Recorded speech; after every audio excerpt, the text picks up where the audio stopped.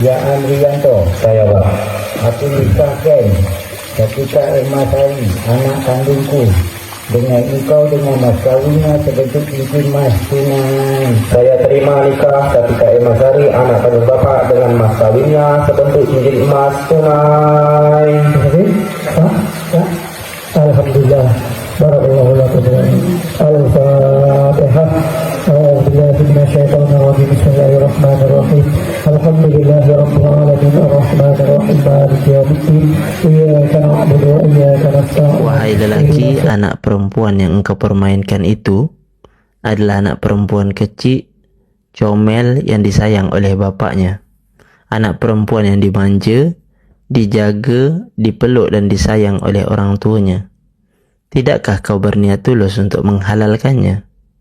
Apakah kau hanya ingin mempermainkan dan merampas kehormatannya?